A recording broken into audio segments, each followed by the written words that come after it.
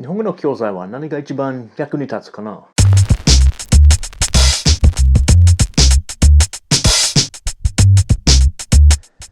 Good evening, folks. Today I want to talk about studying Japanese and the most useful materials for learning Japanese.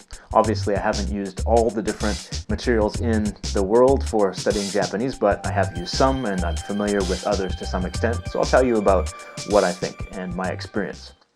One of the good things about studying Japanese is that there is such a wide range of good materials. There's a lot out there to choose from, so you can go to the bookstore and look through a bunch of books and see which ones appeal to you. It comes down to learning style and taste to some extent, but I'll just get into it. The first series that I used was called Japanese for Busy People. So there are, the title is always kind of funny. I don't know why it's for busy people. Why not for business people? The content of this series is basically for business. It's for simple business situations where, like, you go on a business trip to Tokyo and you talk to, like, what was it? Mr. Tanaka from Tokyo Electric and that kind of thing. So the situations are kind of business. I found that aspect of it a little boring because I was never working in business in Japan. I came here as a teacher. So that it might not be relevant for you in terms of content completely, but it's a good series, and if you go through volumes 1, 2, and maybe 3, you'll learn quite a bit. It's quite well laid out. It has like a short conversation in each chapter, then it introduces the vocabulary and some grammar from that conversation and gives you some exercises to practice it. And it's quite good, useful, standard Japanese, and I think it's a good series. There's another popular series called it's called Minna no Nihongo, or Japanese for Everyone. And that one is quite good as well. I haven't used the whole thing, but I've looked through it, and it looks quite good, and a lot of people swear by it. So that's another one to think about, is Minna no Nihongo, or Japanese for Everyone, as it's called. Another series I used was one that's only published in Vancouver.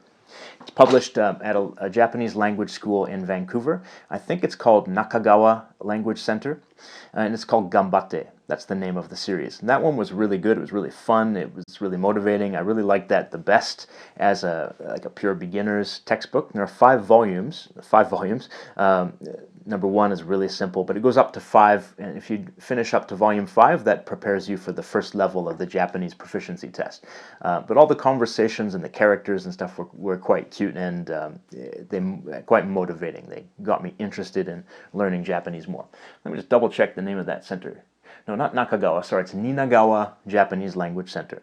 So it's hard to get those books. I don't know if you can find the Ninagawa Ganbatte series, but if you can find it online, I think you can order it through the website of ninagawa.com. So have a look. If you can get it, it's good for beginners, at least for the lower levels. So those were the beginning textbooks. At an intermediate level, I loved this book, this one. An Integrated Approach to Intermediate Japanese by Akira Miura and Naomi Hanaoka McGloin. This one was awesome. This made me really love studying Japanese. The way it was laid out, the conversations were fun and interesting, the stories and texts were interesting, and it wasn't focused on business. It was focused on college life. And I wasn't a student, but I had been a student, so I could relate to college life a little bit better than corporate life. So the vocab and the topics and just the whole theme of this book was more interesting to me.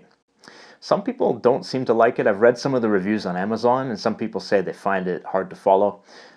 It might depend on your learning style. Like, I'm a very inductive learner. I like to look at texts and conversations and kind of figure out what's going on and look at the pieces and go, this piece must be the verb, this must be the whatever. I like to figure things out. And that works well with this book because at the beginning of each chapter it will have like 2 or 3 different conversations or texts. So if we look at this one, it's got one conversation, then it's got another one, then it's got another one, and then after that it's got a text, and then after that it has the vocabulary, and after the vocabulary then it has that's the kanji, then after that it has the grammar points, and then it has grammar exercises. So the texts and the conversations are separate from all of the breakdown and the explanation and the exercises. Those come after the texts. So for me, that's fine. I like to look at the text and the conversations and then flip back to the explanations when I need it, and then I can figure out the other things on my own to whatever extent I can. Then I can just flip back if I need an explanation. Some people like to have the explanation right up front in their face from the beginning. They're more deductive learners. They like to have it explained to them before they read the text or at the same time.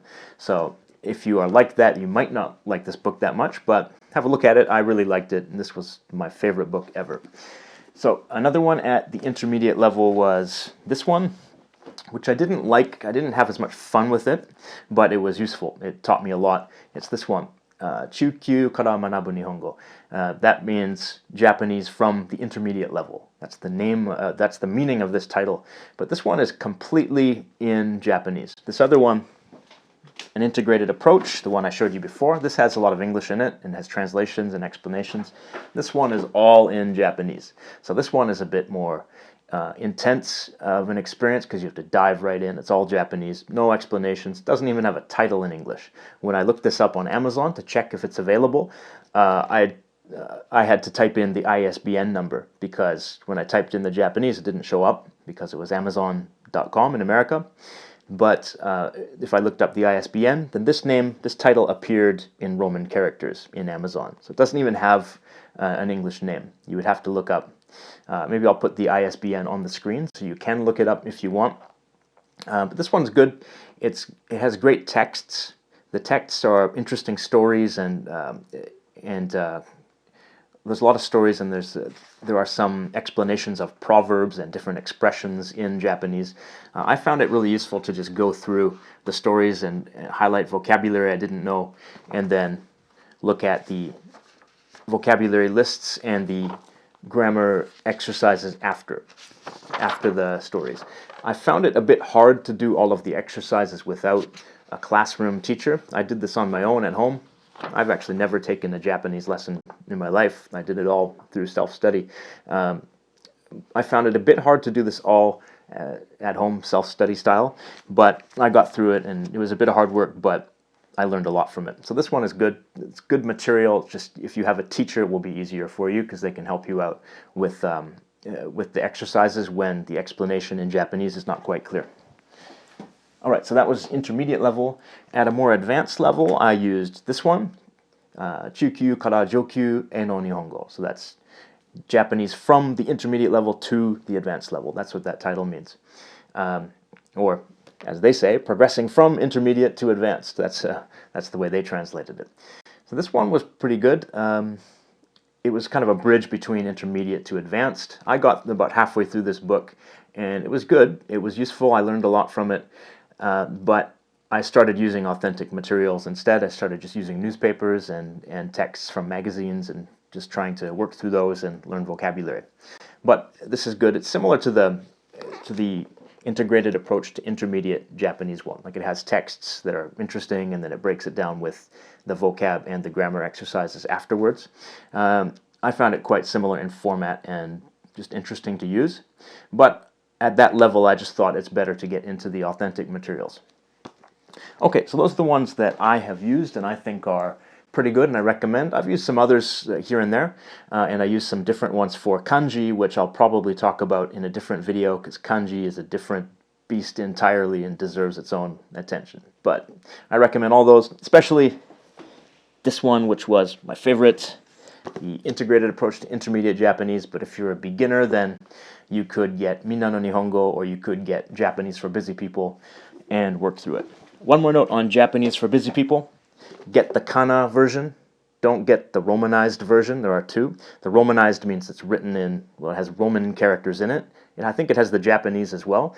But I don't recommend using the romanized version because you might use the Roman letters as a crutch. It's good to get used to the kana letters right away from the beginning. Just dive right in. You can learn them very quickly if you dive in and make yourself do it. So make yourself do it, all right? Hope that's helpful. Have a nice night, guys. See ya.